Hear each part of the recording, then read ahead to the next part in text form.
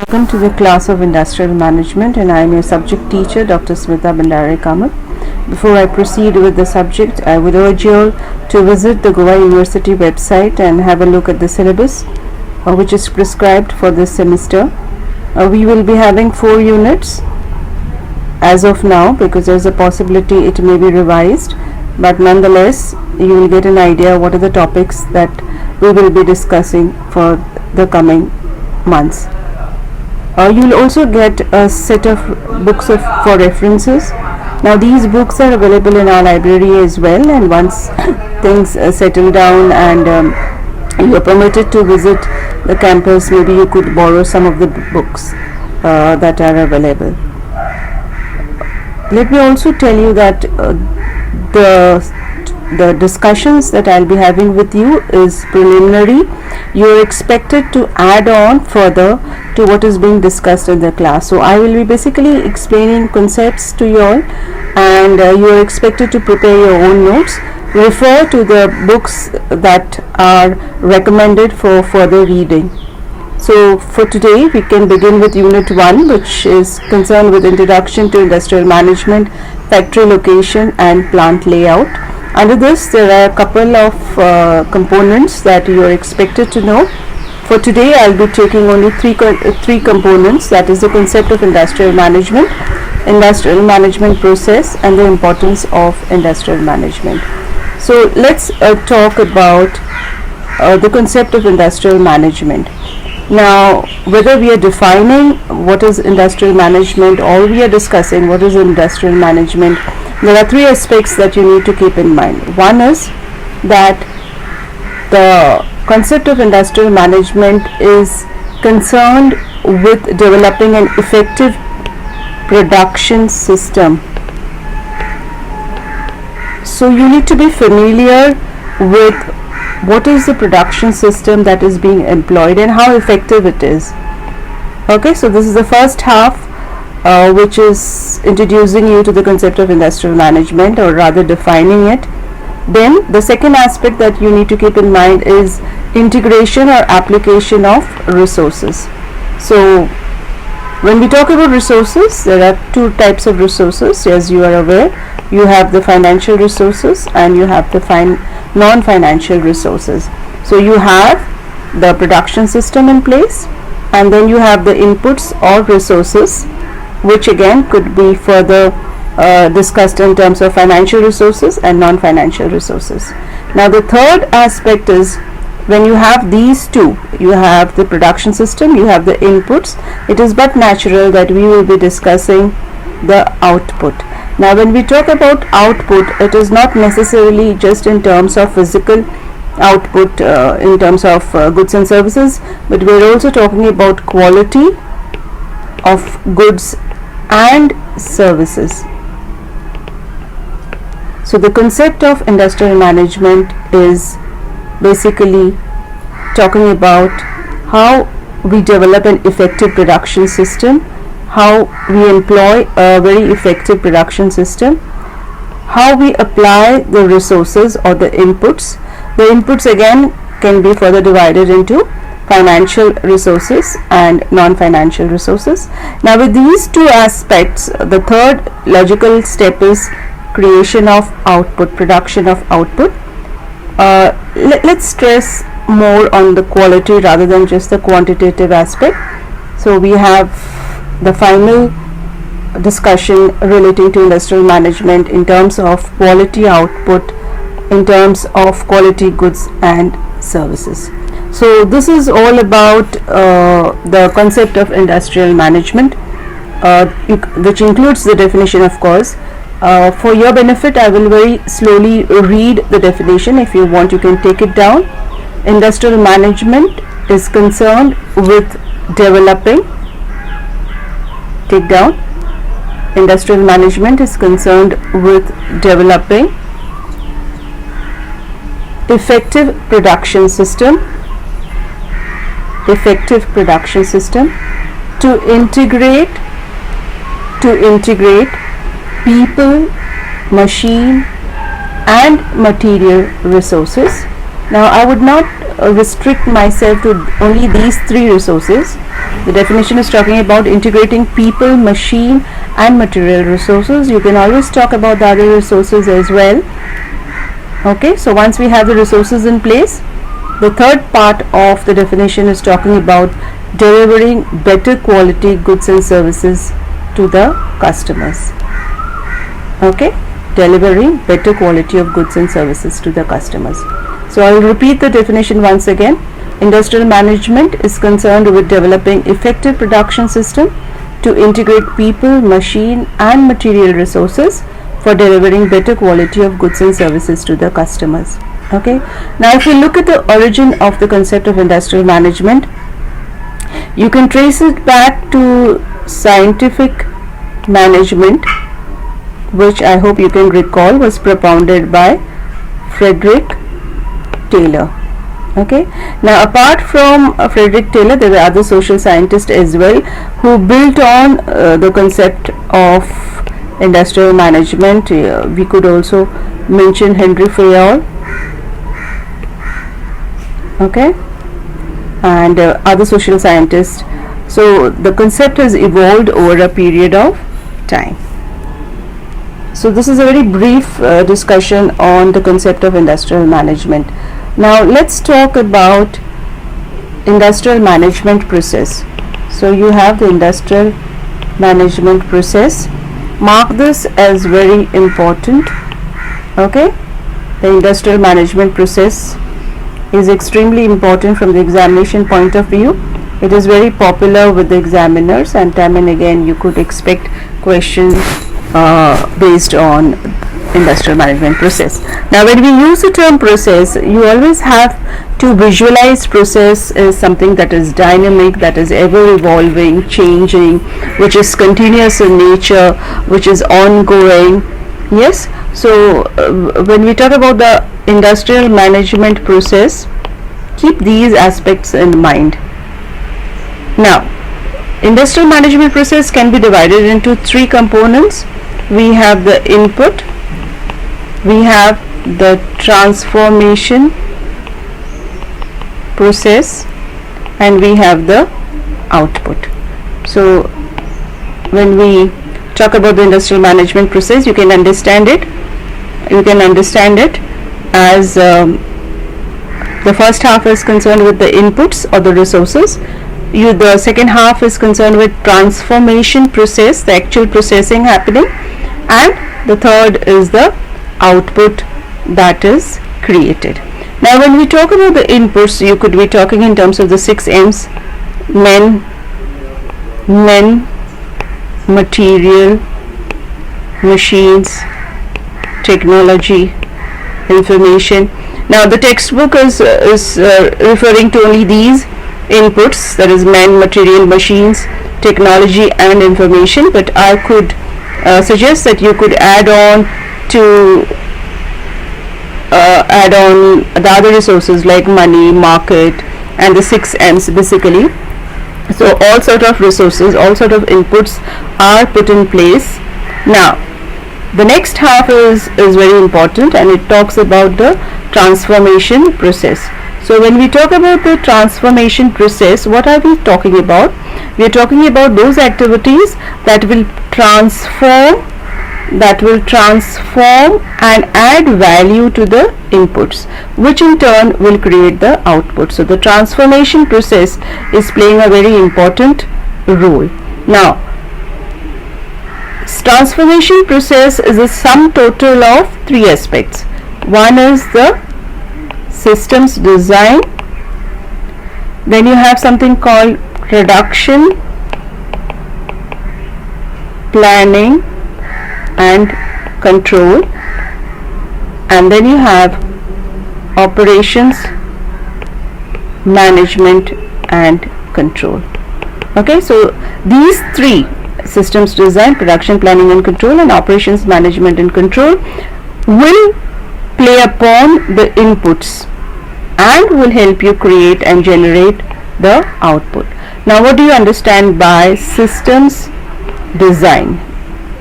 Okay, so as the name suggests, it is a process which defines the architecture, the components, the modules, interfaces, and data for a system to satisfy its specified requirements.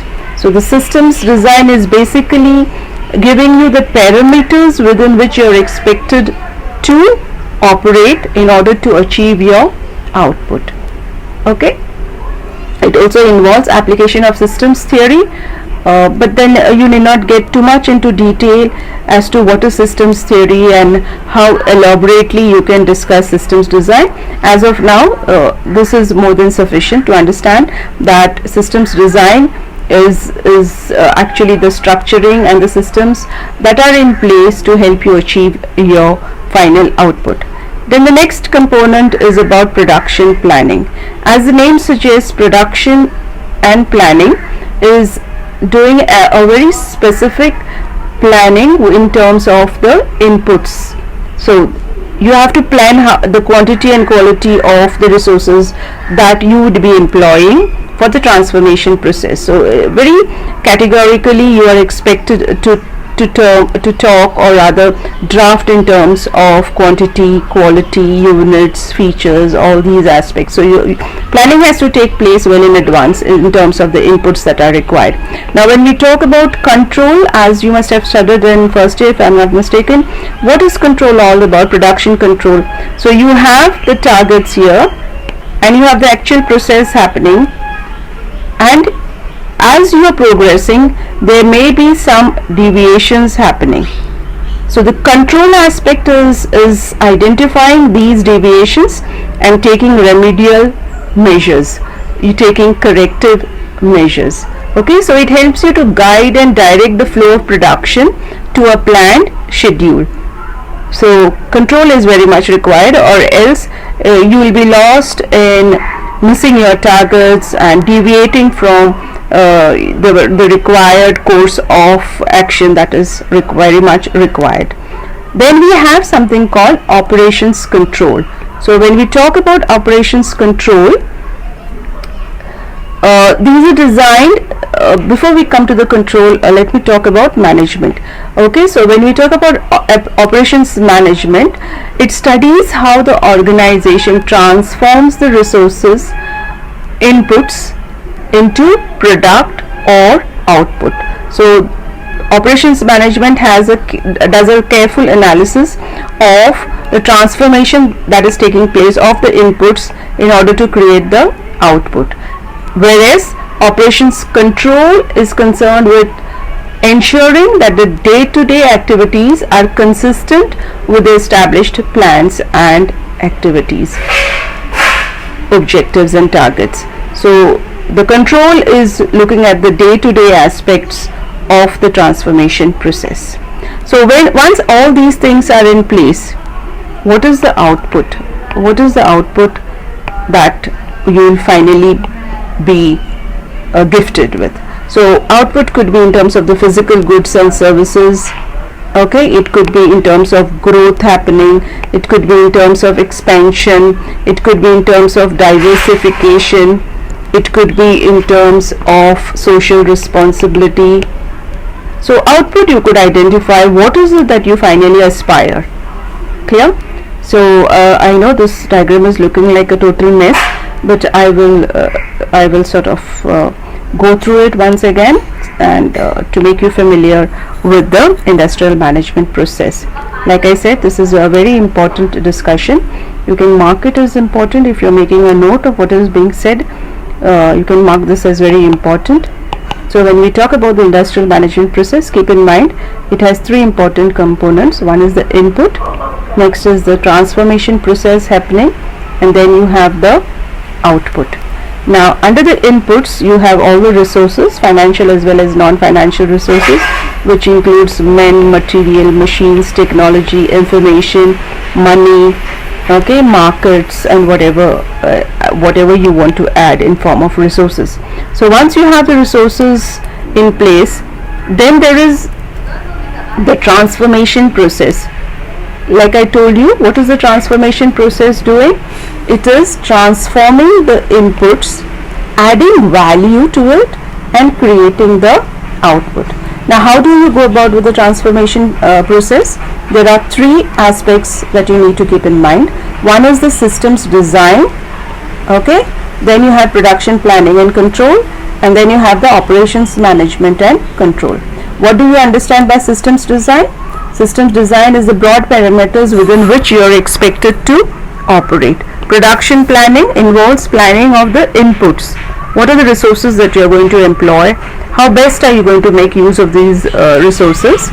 Okay, and control is a tool that will help you to identify the deviations and take corrective measures. So production control is giving you the targets and what is the actual progress made, and if at all there are any errors, if there are any issues that needs your attention, it is production control that will look into the matter and take corrective measures.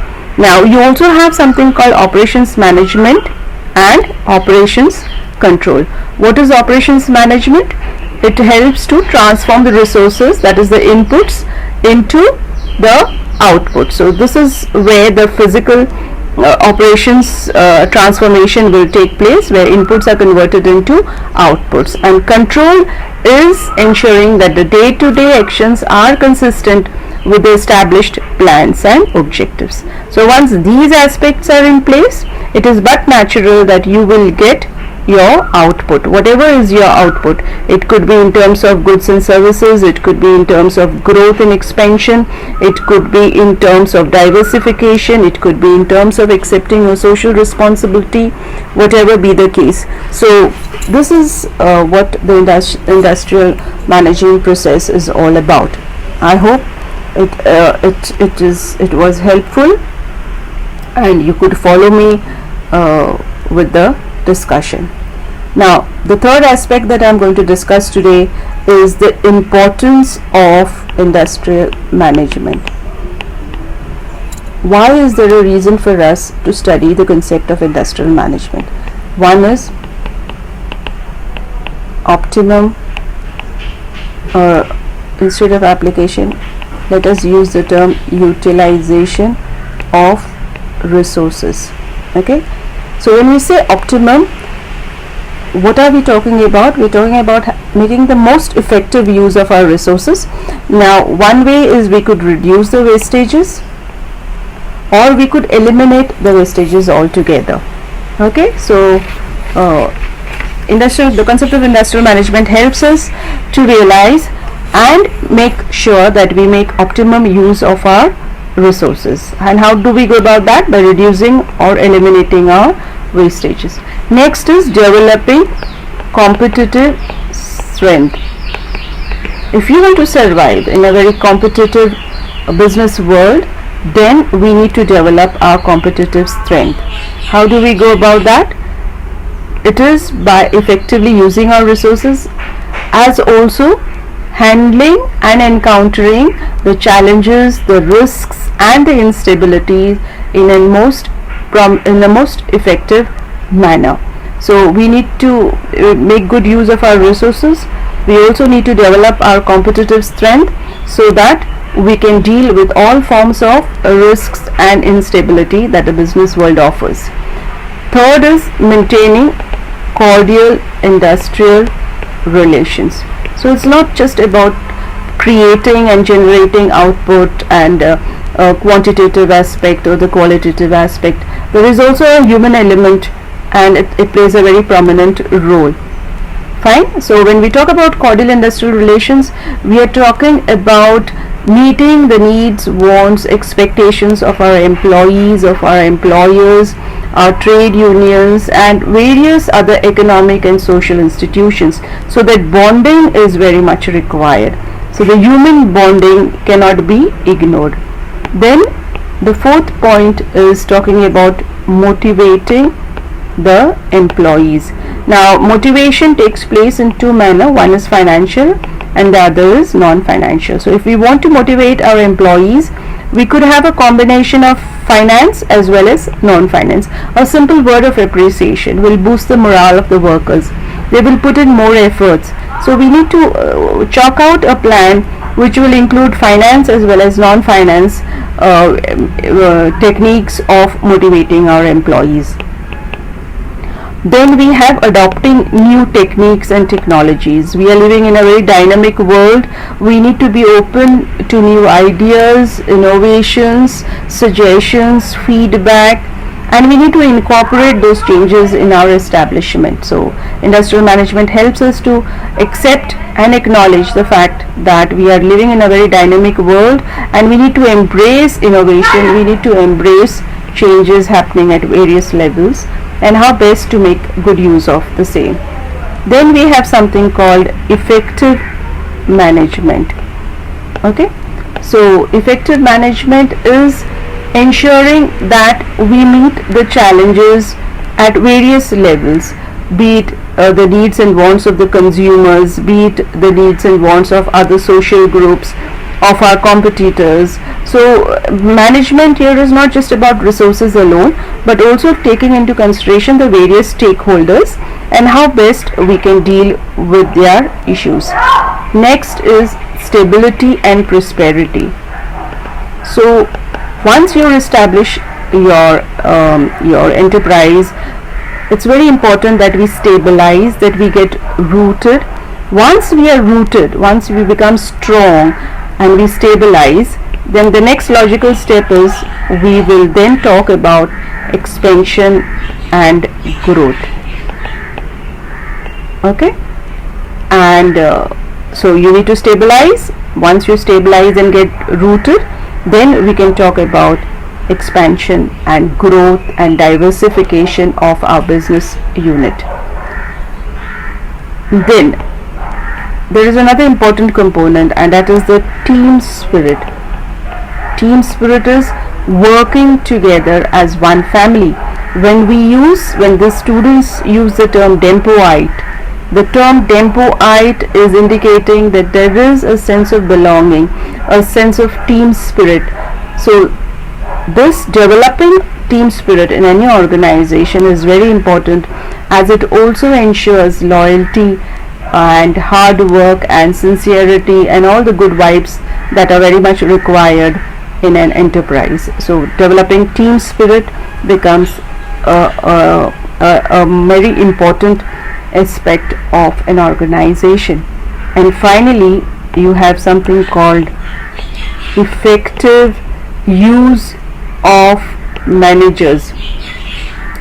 What do you understand by effective use of managers? It is the ability to take advantage in a good manner, of course, of the expertise, of the skills, of the experience of the managers. So we are going to make good use of our managers in order to achieve our targets. Okay, so these are the 10 points that you are expected to know under importance of industrial management. Very quickly, I will revise what I have said. The first thing that we talked about is optimum use of resources, optimum utilization of resources, where we are talking about making effective use of the inputs and of the resources. And one of the area that we are really going to concentrate on is reducing the wastages. If preferably we need to work on eliminating wastages altogether. So if we can eliminate wastages, well and good. If not, at least we need to reduce the wastages. Next is developing competitive strength. If you are going to survive in a very cutthroat competitive environment, then we need to build on our competitive strength to help us deal with the various risks and instabilities that are encountered in a business world. Third point is telling you about maintaining cordial industrial relations. So it is not just about physical quantitative input output sort of a transaction.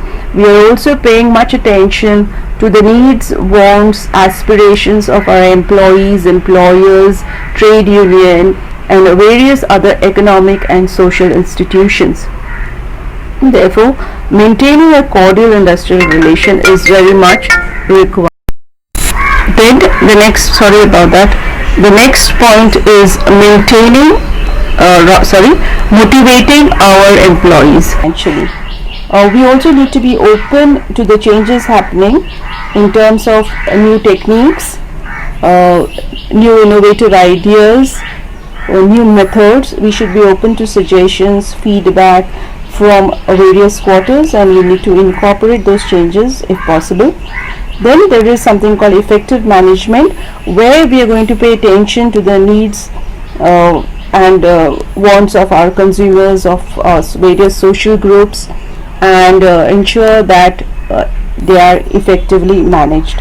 Then we also have something like the stability of our organization. We need to ensure that we get rooted, we grow strong, and once we stabilize, then we can talk about expansion and growth and diversification of our organization.